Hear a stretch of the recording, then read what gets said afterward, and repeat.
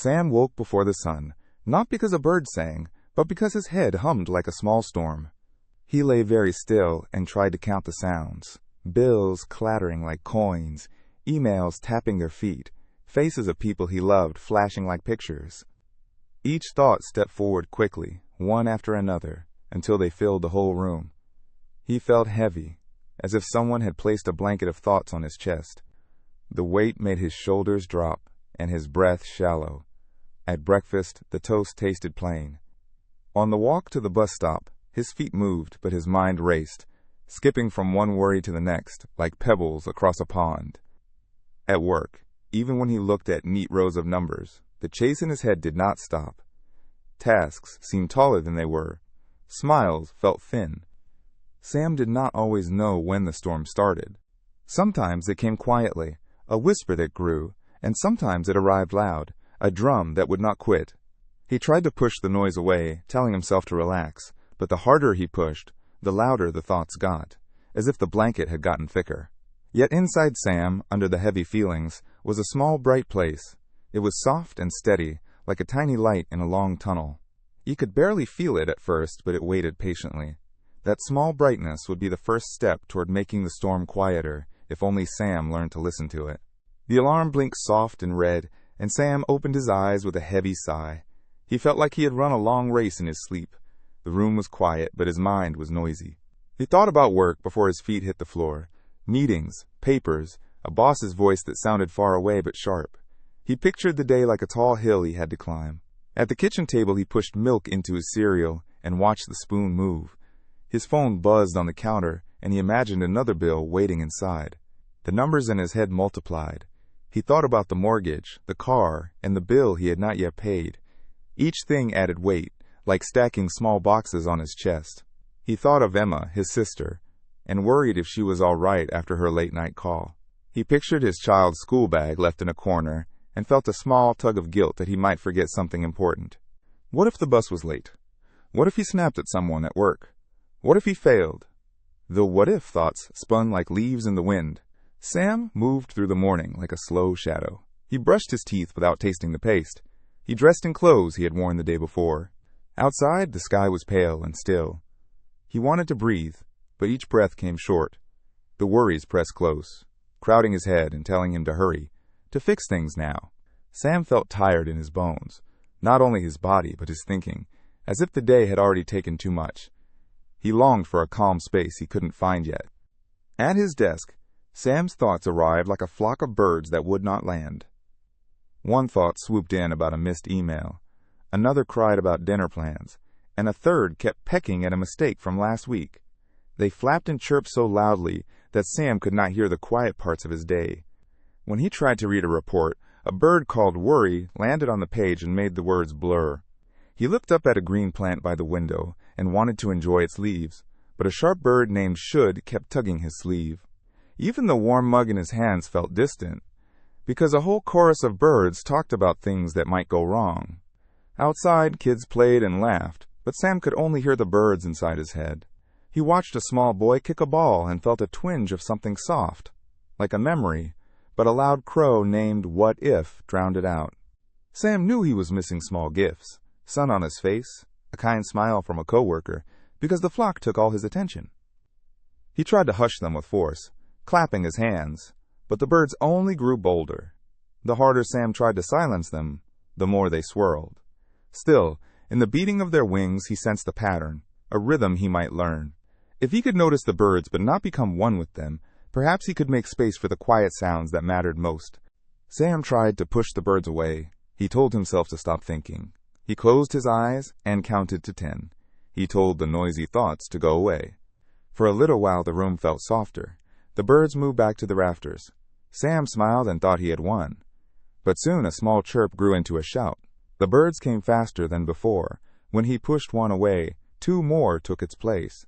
The harder Sam held his breath and forced his mind to be quiet, the louder the flock became. It was as if the birds heard his anger and flew in with more noise. He tried different tricks. He listened to music and tapped his foot. He wrote a quick list of tasks and checked one box. He walked around the block and counted the cracks in the sidewalk. Each trick gave him a short break, a tiny clear spot, but it did not last. The thoughts slipped back in at the edges, slipping through like water under a door. At lunch, a coworker asked a simple question, and Sam snapped without meaning to. He felt embarrassed and tried to bury that feeling, but the birds crabbed at that too, squawking louder. Frustration joined the other birds, and now there were more voices telling him he was failing. Sam realized that ignoring the flock was not the same as stopping it. He felt tired of fighting. He wanted another way that did not make the birds angrier. Deep inside, the small light he had felt before pulsed, like a calm heartbeat. He wondered if listening, not pushing, might be the answer. Sam thought he was alone with the noise, until Mara, his next-door neighbor, leaned over the fence with a mug of tea and a kind smile. Mara was small and steady, with silver hair pulled into a loose bun and laugh lines that made her eyes warm. She moved slowly but watched closely. She noticed the tight set of Sam's jaw, and the hurried way he blinked. "You look tired," she said softly, and Sam almost said no, but the words caught in his throat. Mara had lived in the same house for years. People liked her because she spoke plain truths in a gentle way. She did not rush Sam. She sat on the step and listened while he stumbled through a few reasons for his tired face. Too much at work, money on his mind, worry about his sister. She nodded and brewed another cup of tea without hurry. Instead of giving a long answer, Mara told a small story about the time her own head had felt full of birds. She said she learned one small thing first. Someone noticing you can change the shape of your worry. She did not promise magic. She simply offered help. Mara suggested taking a short walk later, pointing to a tiny garden down the lane where the light felt different. Her voice was calm, like the hum of a kettle. Sam felt something loosen. It was small, like a window cracking open. He invited Mara's company without thinking much about it. The idea of not being alone with the flock felt like the first gentle step toward learning another way to be with his thoughts. They moved slowly down the street. Mara walked with small, steady steps. Sam matched his pace to hers. The noise in his head did not stop right away, but the air felt cooler and cleaner. Leaves brushed the sidewalk, and a soft breeze smelled like wet earth. Birds sang, but this time their song felt farther away, not inside his head. The garden had a low gate and a path of flat stones. Flowers leaned as if listening. A round bench sat by a mother oak tree. Mara led Sam to the bench and sat first. She did not rush him to speak. She simply watched the way sunlight moved across his hands. Sam told a little at a time. He spoke about the late nights, the bills, and the tight feeling in his chest. Mara listened and nodded, her eyes kind. When Sam paused, she breathed slowly and matched her breath to his. In and out, in and out. He felt the shoulders that had been high begin to fall. They walked the path once and then again. Mara pointed to a patch of moss and asked Sam to notice its color. She asked him to name one small thing he could see without thinking of other things. Sam said, "A blue beetle," and they both smiled. The garden kept a gentle pace, and for the first time that week, Sam felt a small space open where the birds did not crowd so near. The garden felt like a small world away. Soft light came through the trees and made warm patterns on the stone path. A round pond lay near the center, its surface smooth like glass. A few green leaves floated there. When a breeze moved, the pond made tiny ripples that looked like slow breathing. Clouds moved across the sky very slowly, as if they had nowhere to rush. Their slow shapes drifted above the oak. Little dragonflies skimmed the water, and frogs sat quiet on the edge, blinking as if they were watching time pass. Bees moved from flower to flower, but their sound was gentle, like someone humming under their breath. Sam and Mara sat on the bench by the pond. Mara pointed to the light on the water and asked Sam to watch how it changed when a cloud covered the sun. He watched the bright patch fade and return. The small change felt steady and calm. Sam said nothing at first. He listened to a leaf drop and to the soft clink of a bird landing on a branch. The garden had simple things to notice. A pebble the color of old coins, a thin spiderweb that held a single dewdrop, a faint smell of earth and grass after rain, each small thing asked only to be seen. They did not pull at Sam with alarms or what-if questions. The quiet of the garden wrapped around him like a blanket, not heavy, but warm. For the first time in many days, Sam felt his breath slow to match the pond's ripple. The slow clouds and still water made space inside his head. He could sit with the quiet and just be. Mara sat with Sam by the pond and smiled. "Try this with me," she said. "Breathe in slowly while you count 1, 2, 3, 4. Then let the breath go while you count 1, 2, 3, 4. She put a soft hand on her own chest to show him the beat. Sam did what she asked. He breathed in a slow 4 and felt the air fill his lungs like a small balloon. He kept his shoulders low. He breathed out for 4, watching the ripples on the pond move away. At first, his mind wanted to rush the numbers, but Mara's voice was steady and patient. He tried again. In, 2, 3, 4. Out, 2, 3, 4. After a few rounds, Sam noticed little things change. His heartbeat felt less like a drum and more like a soft knock. The tightness in his chest loosened a bit. The noisy birds he had inside his head seemed to fly farther back for a moment. He felt a small room open up inside him where the thoughts could sit without crowding his whole head. Mara told him to do the breathing only for a minute or two when he felt the birds coming. "It helps to count slowly and watch the air," she said. "You do not have to stop the thoughts. Just give your breath a job." Sam liked that the exercise was small and simple. He could do it while sitting at his desk or waiting for the bus. Before they left the garden, Sam tried the breathing one more time. He felt steadier. He tucked the new skill into his pocket like a smooth stone, easy to carry and ready when he needed it. Later that afternoon, when Sam felt the birds returning with the same old noise, he closed his office door and sat down. He put his feet flat on the floor and remembered Mara's voice. He breathed in slowly, 1, 2, 3, 4, and breathed out the same way. At first his mind tugged at the numbers, but he kept returning to the count like a small anchor. On the third breath, something shifted. The rush of thoughts did not stop completely, but they stepped back a little. It was not a big silence. It was a tiny pocket of space, like a hollow in the middle of a crowded room.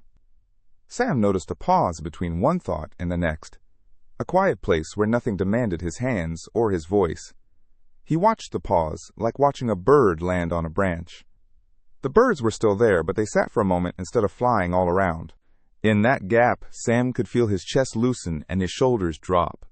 Sounds from the hallway felt farther away. A paperclip fell on the desk and he heard it clearly, not as part of the storm. Sam kept breathing, counting slowly. Each count made the pocket a little larger. He did not try to push the thoughts away. He let them be at the edge while he stayed in the middle, breathing. The pause was soft and steady, and it returned whenever he asked for it.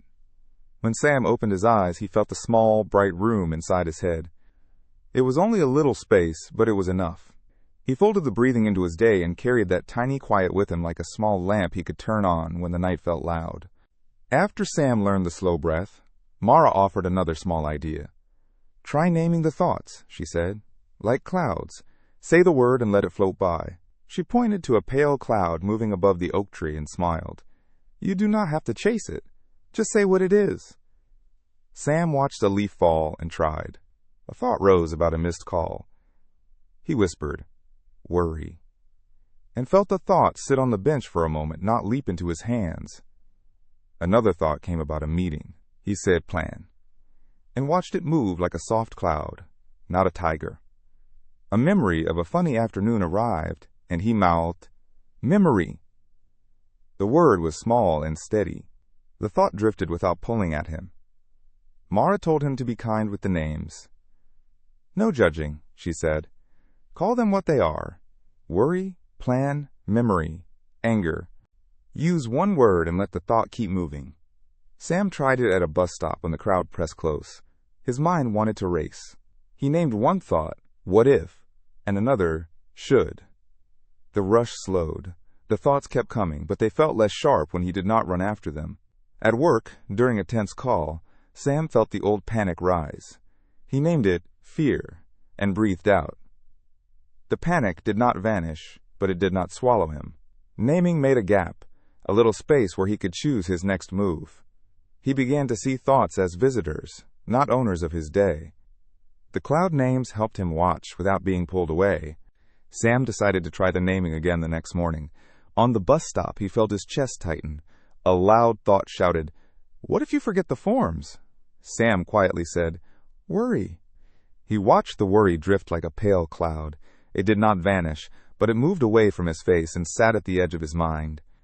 At work, a coworker caught him in the hall and asked a quick question. A rush of should and must came all at once. Sam breathed slowly and whispered, "Should." The words felt small and soft.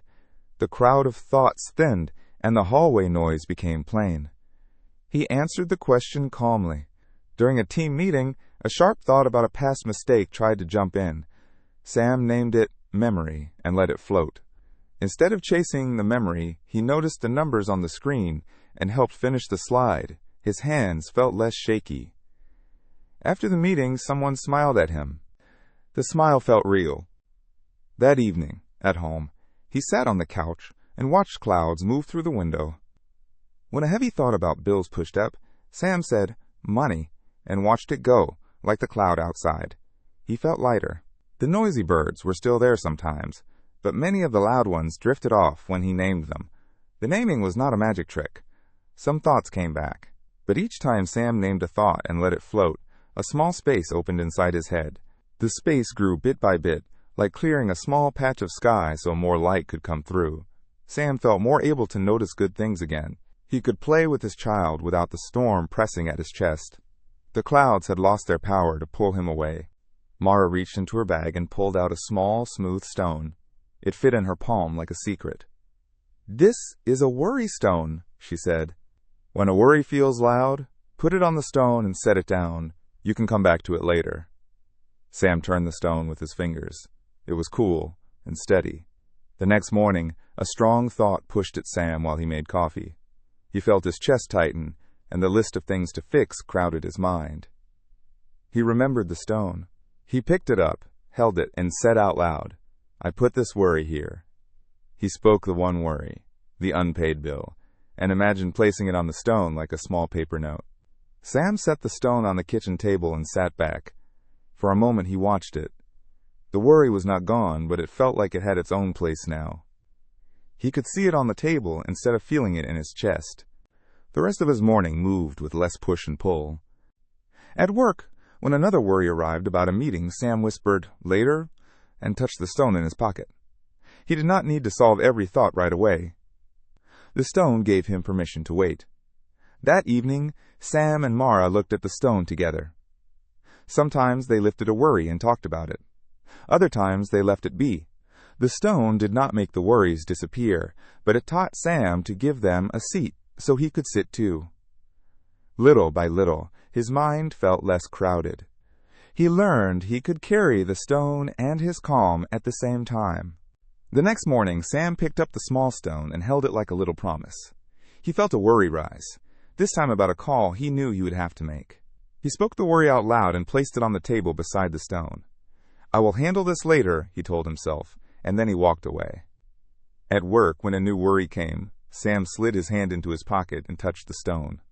The touch felt steady and quiet. He did not try to solve everything right away. He allowed some worries to sit on the stone until a better time. The act of setting them down made his chest feel less tight. The day moved more smoothly. When his child asked him to play, Sam joined without the mind crowding him. He tossed a small ball and laughed. The worry about the call sat on the table at home, not clinging to his thoughts. Later, when he had a quiet moment, he picked up the stone and looked at the note he had named in his head. He planned a time to make the call, then set the stone back down. It felt good to have a plan and a place for the worry. Each time Sam used the stone, he felt a little lighter. Some worries still returned, but they fit into the chair he had given them instead of sitting on his shoulders. The stone did not erase the troubles, but it showed Sam he could carry his day and his calm together. He slept easier that night, the stone by his bed like a small, steady friend. Sam opened the door, and the house felt loud in a way he did not expect. A pile of mail lay on the table. Toys were scattered on the floor. His phone buzzed with messages. The old storm in his head rushed back like wind through a broken window. He felt the birds screaming again. Bills, chores, and a long list of things to fix crowded his mind. His chest tightened. He walked into the kitchen and snapped at the washing machine, then felt his child's quiet face. The sadness came fast. Old habits pulled him into the noise like a strong rope. He stopped. He remembered Mara's slow voice. He put his hand on his chest and breathed in for 4, out for 4. The storm did not disappear, but a small pocket of space returned. He counted again. His shoulders loosened a little. A thought about money rose up and tugged. Sam named it, whispering, "Money." It felt less sharp. Then he reached into his pocket and touched the worry stone Mara had given him. He lifted it and told himself, "I will deal with this later," and set the worry down like a small paper on the table. The noise still hovered at the edges, but Sam could see the room instead of only the storm. He sat on the couch and let the breath and the names do their work. When his child asked to play, he smiled and moved his hands to toss the ball. The birds were quieter now. They were still there, but Sam knew the steps to calm them. He did not end the day without worries, but he left the house with tools in his pocket and a promise to try again tomorrow. A week later, Sam faced a real test. His boss sent an urgent message about a missing file just before a big call. Sam felt his chest jump, and the birds came fast and loud. His hands shook. For a moment he thought he might lose it. He closed his laptop lid, put both feet on the floor, and breathed in for 4. He breathed out for 4. He did it twice more. The room did not become silent, but the rush slowed like a river finding a calmer bend. Sam whispered the first thought, worry, and watched it float away a bit. He named the fear, fear, and it felt less like a roaring animal. He reached into his pocket and touched the worry stone. The stone was cool and steady under his thumb. He said, "I will fix what I can now. I will do the rest later," and set the imaginary worry gently on the stone. Holding the stone, he opened the laptop and joined the call. On the line, a client spoke sharply. Sam felt the old pull to rush and answer for everything. He breathed slowly, named the next thought plan, and then spoke in a calm voice. He admitted the mistake, offered a clear next step, and set a time to follow up. The client paused, then accepted the plan. The problem did not vanish, but it became a task in front of him instead of a storm. After the call, Sam smiled quietly. He felt clear. The tools did not stop every hard feeling, but they helped him act with care. He walked to the window and watched a soft cloud move by, feeling steadier and ready to try again. Sam set an alarm for 5 minutes each morning. At first he worried the time would be too short, or that he would forget. But he kept it simple. He sat on the kitchen chair, put the stone on the table, and breathed in for 4. He breathed out for 4. He did this slowly until his shoulders felt lighter. Then he glanced at the pond of thoughts inside his head. A small worry came, so he named it softly, worry. A plan rose up, and he said, plan. He did not chase the words. He let them float like clouds outside the window. When a big thought pulled at him, he touched the stone and said, later. The stone sat steady. The thought had a place to rest. Those 5 minutes did not fix everything. Some days the birds still crowded in. But the ritual made a difference. Sam could feel the small, bright place inside him grow. He found that he smiled more at breakfast. He listened better when his child told a story. Work still had hard moments, but he met them with a clearer mind. Sometimes Mara walked with him, and sometimes he did it alone. The ritual fit into his life like a small, quiet song. He learned to carry the breath and the names and the stone in his pocket. On a bright morning, he stood by the window and watched a cloud move across the sky. His mind was not empty all the time, but it had space now. He felt ready for joy when it came. He felt ready to live,